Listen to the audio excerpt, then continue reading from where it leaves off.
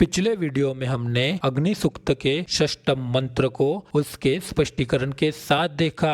उसकी link description box में दी गई है। इस वीडियो में हम अग्नि सूक्त के सप्तम मंत्र को उसके स्पष्टीकरण के साथ देखेंगे। अग्नि सूक्त का सप्तम मंत्र। ओम उपत्वा अग्ने दिवे दिवे दोषावस्तार दिया वयम नमो भरंत एमसी। अनुवाद, हे ज्वालामय अग्निदेव, हम आपके सच्चे उपासक है, श्रेष्ठ बुद्धि द्वारा आपकी स्तुति करते हैं और दिन रात आपका सतत गुणगान करते हैं। हे देव, हमें आपका सानिध्य प्राप्त हो। शब्दार्थ, अग्ने हमें सब आवश्यक पदार्थों को प्राप्त कराने वाले प्रभु, वयम हम, दिवे दिवे प्रतिदिन, दोषावस्त रात्रि और दिन अर्थात प्रातः संधिवेला और सायं संधिवेला में, दिया बुद्धि पूर्वक कर्मों के द्वारा, नमो भरंत पूजा को प्राप्त करते हुए, त्वा उप आपके समीप, एमसी सर्वथा प्राप्त होते हैं। स्पष्टीकरण,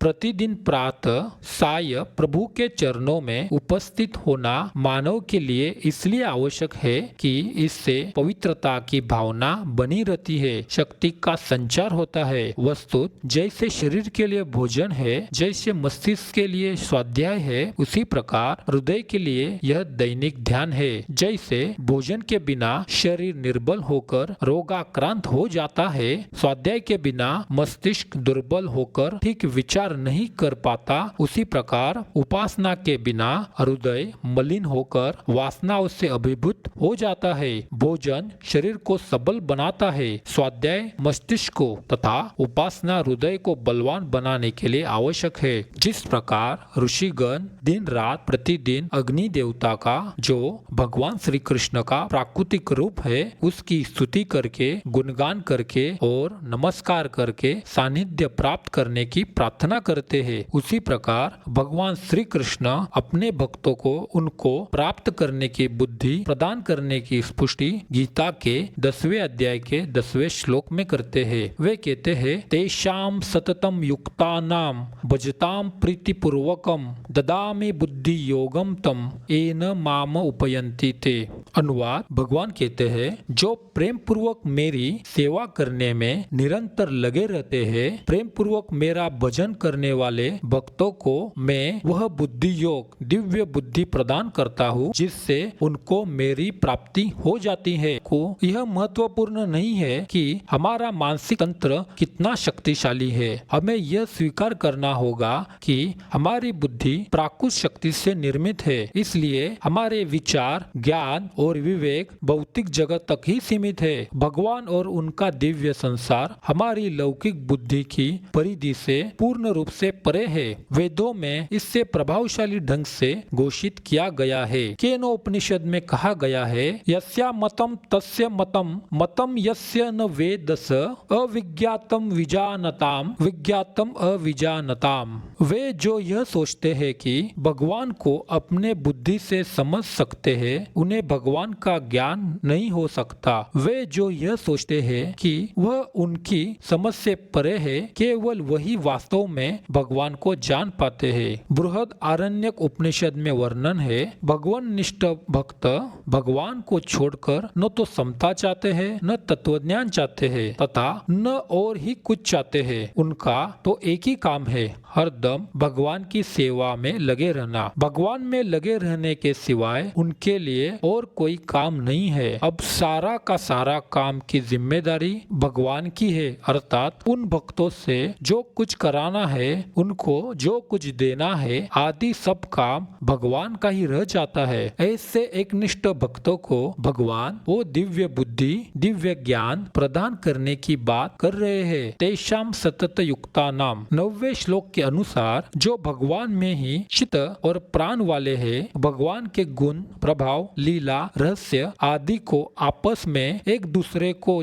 जनाते हुए तथा भगवान के नाम गुणों का कथन करते हुए नित्य निरंतर भगवान में ही संतुष्ट रहते हैं और भगवान में ही प्रेम करते हैं। ऐसे नित्य निरंतर भगवान में लगे हुए भक्तों के लिए यहाँ सतत युक्ता नाम पद आया है। भजताम प्रीतिपूर्वकम, वे भक्त भक्त न ज्ञान चाहते हैं न वैराग्य। जब वे परमार्थिक ज्ञान, वैराग्य आदि भी नहीं चाहते तो फिर सांसारिक भोग तथा अष्ट सिद्धि और नव सिद्धि कैसे चाह सकते हैं? उनकी दृष्टि इन वस्तुओं की तरफ नहीं जाती। उनके हृदय में सिद्धि आदि का कोई आदर नहीं होता, कोई मूल्य नहीं होता। वे तो भगवान को अपना मानते हुए प्रेम पूर्वक स्वाभाविक ही भगवान के भजन में, सेवा में लगे रहते हैं। उनका किसी भी वस्तु, व्यक्ति आदि से किसी तरह का कोई संबंध नहीं रहता। उनका भजन, भक्ति यही है कि हरदम भगवान की सेवा में लगे रहना है। भगवान की प्रीति में वे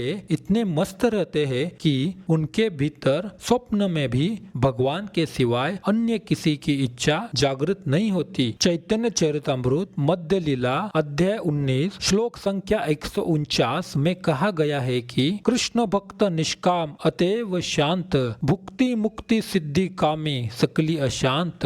क्योंकि भगवान कृष्ण का भक्त इच्छा से रहित है, वह शांतिपूर्ण है। सकाम कार्य करता भौतिक सुख चाहते हैं, ज्ञानी मुक्ति चाहते हैं और योगी भौतिक ऐश्वर्य चाहते हैं। इसलिए वे सभी कामुक है और शांतिपूर्ण नहीं हो सकते। भगवान कृष्ण के भक्त को कृष्ण की सेवा के अलावा कोई इच्छा नहीं है। यहाँ तक कि तथाकथित मुक्त लोग भी इच्छाओं से भरे हुए हैं। सकाम अभिनेता बेहतर रहने की व्यवस्था की इच्छा रखते हैं और ज्ञानी भगवान के साथ एक होना चाहते हैं। योगी भौतिक ऐश्वर्य, यौगिक सिद्धियां और जादू की इच्छा रखते हैं। ये सभी अभक्त कामी है, क्योंकि वे कुछ चाहते हैं, उन्हें शांति नहीं मिल सकती। इस श्लोक में बुद्धि योगम शब्द अत्यंत महत्वपूर्ण है। हमें स्मरण हो कि द्वितीय अध्याय में भगवान ने अर्जुन को उपदेश देते हुए कहा था कि मैं तुम्हें अनेक विषयों के बारे में बता चुका हूँ और अब मैं तुम्हें बुद्धि योग की शिक्षा दूंगा। अब उसी बुद्धि योग की व्याख्या की जा रही है। बुद्धि योग कृष्ण भावनामृत में रहकर कार्य करने को कहते हैं और यही उत्तम बुद्धि है। बुद्धि का अर्थ है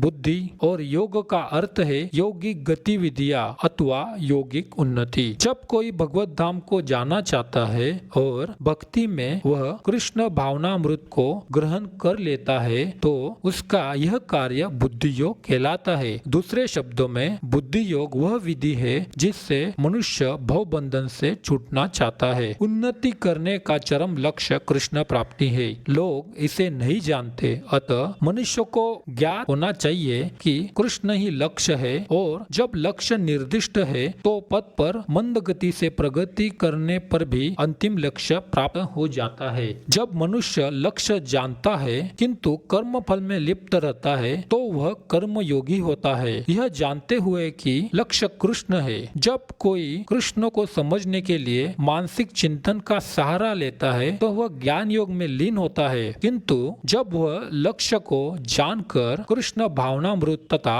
भक्ति में कृष्ण की खोज करता है तो वह भक्ति योगी या बुद्धि योगी होता है और यही पूर्ण योग है। यह पूर्ण योग ही जीवन की सिद्धावस्था है। जब व्यक्ति प्रामाणिक गुरु के होते हुए तथा आध्यात्मिक संग से संबंध रहकर भी प्रगति नहीं कर पाता क्योंकि वह बुद्धिमान नहीं है, तो कृष्ण उसके अंदर से उपदेश देते हैं जिससे वह सरलता से उन तक पहुंच सके। इसके लिए जिस योग्यता की अपेक्षा है वह यह है कि कृष्ण भावनामृत में निरंतर रहकर प्रेम तथा भक्ति के साथ सभी प्रकार की सेवा की जाए। उसे कृष्ण के लिए कुछ न कुछ कार्य करते रहना चाहिए, किंतु प्रेम पूर्वक। यदि भक्त इतना बुद्धिमान नहीं है कि आत्म साक्षात्कार के पद पर प्रगति कर सके, किंतु यदि वह एक निष्ठ रहकर भक्ति कार्यों में रत रहता है तो भगवान उसे अवसर देते हैं कि वह उन्नति करके अंत में उनके पास पहुंच जाए। इसी तरह से अपने प्राकृतिक अग्नि रूप में जीवात्माओं को सहाय्य करने वाले भगवान श्री कृष्ण